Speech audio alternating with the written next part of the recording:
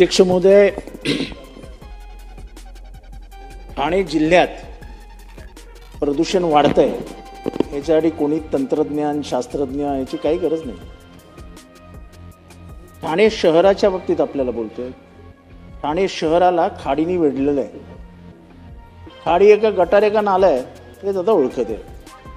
एक काळ होता की या खाडीतनं मासे मारायचे लोक.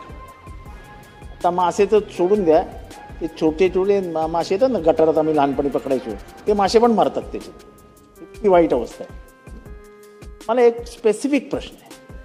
गेले अनेक वर्ष प्रदूषण महामंडळ ठाणे महानगरपालिकेला नोटीस देतं कचरा टाकण्याची सोय कुठे आहे आणि डम्पिंग कधी करणार, डम्पिंग ग्राउंड कुठे आहे. 45 वर्ष झाली महानगरपालिका स्थापन होऊन ठाणे महानगरपालिकेला स्वतःचं डम्पिंग ग्राउंड नाही.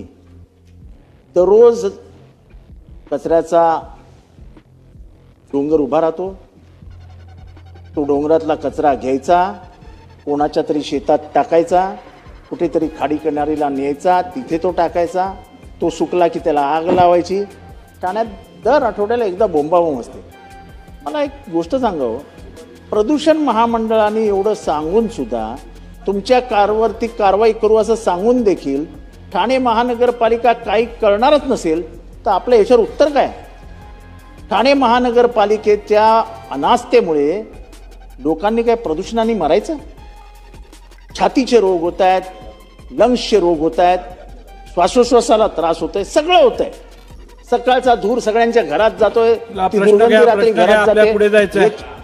प्रश्न घ्या, आपल्या पुढे जायचं. 27 झालं.